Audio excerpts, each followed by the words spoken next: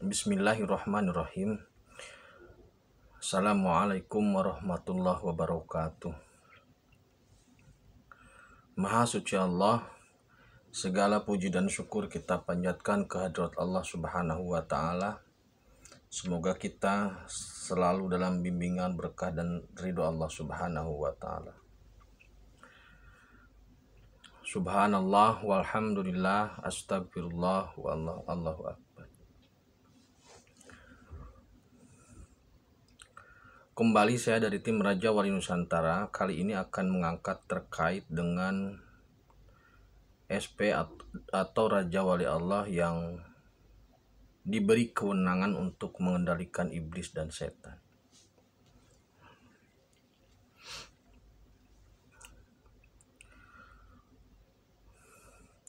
Sudah saya sampaikan sebelumnya bahwasanya siapapun tokoh spiritual, siapapun yang menjalani laku spiritual itu tidak akan bisa melewati langit 4 dan 5 sebelum bisa masuk ke ars.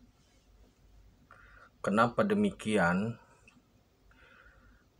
Karena energi di langit 4 dan 5 itu luar biasa.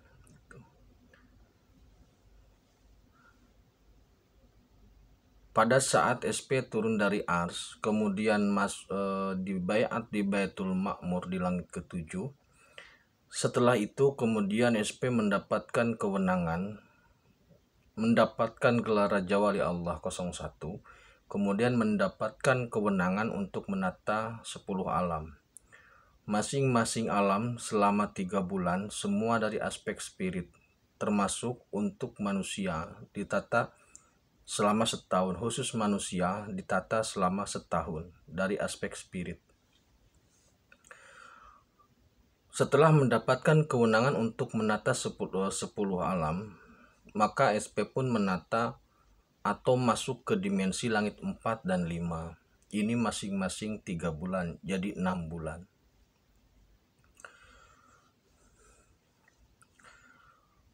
Perlu kita pahami secara mendasar dulu bahwasanya iblis ini yang dimurkai adalah karakter dan sifatnya.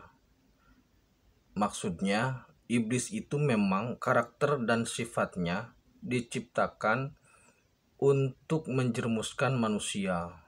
Karakter dan sifat iblis ini akan menjadi masalah jika manusia mengikutinya. Namun secara zat sebagai makhluk, iblis setan itu merupakan makhluk Allah yang taat. Kesalahan iblis itu terjadi ketika diperintahkan sujud kepada Adam. Itu pun merupakan sebuah skenario agar tercipta furqan atau pembatasan. Dalam video saya sebelumnya sudah saya sampaikan bahwasanya ketika SP atau Raja Wali Allah 01 berada di dimensi setan, maka ta'udnya itu a'udzubillahi minasyaitonirrahim. Ketika ada di dimensi iblis pun ta'udnya sama, a'udzubillahi minal iblisirrahim. Jadi pada prinsipnya setan dan iblis itu sangat mengharapkan rahmat Allah. Nah, kemudian posisi setan dan iblis itu memang sebagai kompetitor. Jadi sebenarnya iblis itu merupakan perangkat bagi manusia untuk meningkatkan tahap atau grade atau meningkatkan kualitas dirinya. Karena tidak mungkin seseorang bisa naik kelas kalau tanpa ujian. Dan nanti pun ketika kita sudah selesai hisab, untuk konfirmasi terakhir terkait dengan kelulusan itu adalah iblis.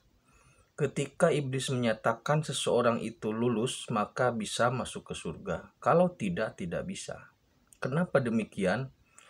Seperti halnya di kampus, kalau seseorang sudah diuji oleh dosen penguji, yang menyatakan lulus atau tidaknya bukanlah rektor atau dosen pembimbing atau promotor, tetapi yang menyatakan seorang mahasiswa itu lulus adalah dewan penguji atau dosen penguji.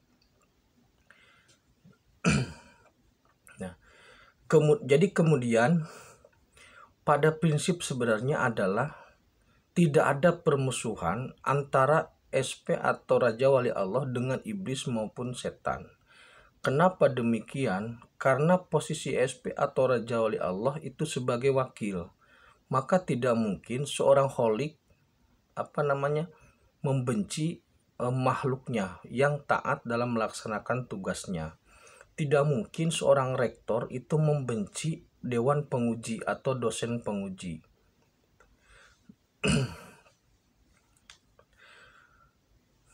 Nah, kemudian yang menjadi titik yang menjadi titik tolak atau yang menjadi tugas SP atau Raja Wali Allah 01 terkait dengan setan dan iblis adalah membangun paradigma baru terkait dengan pola ujiannya. Jadi jika sebelumnya iblis dan setan itu masuk ke dalam diri manusia sebagai pembisik atau perintang atau penutup ingat terhadap Allah, maka setelah SP melakukan penataan, iblis dan setan itu kemudian ditempatkan dalam dimensinya masing-masing, namun chipnya atau karakteristiknya sudah diinstal dalam diri manusia, seperti halnya kita mendownload lagu lah begitu. Jadi tidak perlu lagi hardware seperti halnya kaset di zaman dahulu. Karena SP atau Raja Wali Allah sudah diberikan kewenangan untuk pengendalian terhadap iblis dan setan, maka segala gerak aktivitas iblis dan setan itu harus melewati SP atau Raja Wali Allah. Termasuk urusan konsumsi. Jadi konsumsi iblis dan setan itu adanya di SP atau Raja Wali Allah. Kenapa demikian? Seumpama begini, ketika seekor binatang atau katakanlah kita ambil contoh seekor anjing itu akan nurut kepada orang yang memberinya makan. Binatang apapun itu akan nurut kepada orang yang memberinya makan. Nah, untuk mengendalikan iblis, Allah membuat sebuah pola, yaitu memberikan makanan lewat Raja Wali Allah ini. Sehingga apa? Sehingga jika Raja Wali Allah tidak memberikan, maka iblis dan setan akan kelaparan. Jadi satu-satunya jalan agar iblis dan setan tidak kelaparan adalah dengan tunduk, dengan mengikuti apa yang disampaikan atau apa yang diarahkan oleh Raja Wali Allah itu. Jadi polanya seperti itu. Jadi pengendaliannya di situ sebenarnya. Nah, iblis dan setan sebenarnya tidak takut terhadap Raja Wali Allah, tetapi takut terhadap Sang Maha Holik atau Sang Maha Pencipta atau Holiknya, Gustinya gitu loh. Karena Gustinya selalu ada bersama SP, maka iblis dan setan ini menjadi semacam yang menjadi ikut tunduk gitu. Nah, penataan itu kemudian dilakukan. Jadi zat untuk iblis itu kemudian ditempatkan di Bermuda bersama setan juga di sana, tetapi couplingnya berbeda gitu. Jin ditempatkan di Laut Selatan, kemudian siluman ditempatkan di Sleman. Nah, karena aktivitas iblis itu per detik dan kawinnya per menit, aktivitas setan per menit kawinnya per jam, aktivitas jin per jam kawinnya per hari, maka penataan ini memang belum tuntas. Maksudnya belum tuntas itu masih ada iblis, setan atau jin yang bergumul atau masih bercampur dengan kehidupan manusia. Tetapi secara perlahan itu terus digaruk untuk ditempatkan di kafling-kaflingnya itu. Tujuannya apa? Supaya ke depan manusia itu dalam beribadah kepada Allah tidak lagi dicampuri, tidak lagi dirintangi, tidak lagi ditumpangi oleh kepentingan-kepentingan makhluk itu. Jadi godaannya hanya berupa instalannya saja, tidak dalam bentuk zatnya. Kenapa demikian? Karena selama ini ketika ada zat yang masuk ke dalam tubuh manusia, ketika ada makhluk yang masuk ke dalam tubuh manusia, itu membuat rusak manusia. Gitu loh. Seperti halnya kalau kesurupan lah, itu sangat merusak manusia. Nah, begitupun ketika zat sebagai iblis itu masuk ke dalam manusia, setan masuk ke dalam diri manusia, itu daya rusaknya terlalu tinggi dan menyebabkan manusia keteteran gitu loh. Maka untuk mengurangi dampak itu yang yang disimpan atau yang ada dalam diri manusia ke depan adalah hanya instalan karakternya saja, tetapi tetap dimonitor atau diupdate programnya oleh iblis dari Bermuda gitu. Jadi semacam kita punya WA gitu, WA-nya selalu diupdate gitu. Tapi kita hanya instalannya saja gitu. Nah, maka oleh karena itu ke depan nanti manusia itu murni berjihad dengan dirinya, tidak lagi dipengaruhi amarahnya oleh iblis secara zat, tidak lagi amarahnya dipengaruhi dirintangi oleh setan gitu loh.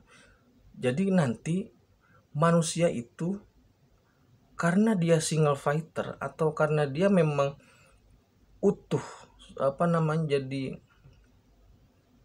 murni lah, sudah sebagai manusia yang murni, hanya sebatas karakter instalan karakternya saja, maka akan tercapai manusia yang lebih mulia daripada malaikat, tetapi juga bisa terjadi manusia yang lebih hina daripada binatang.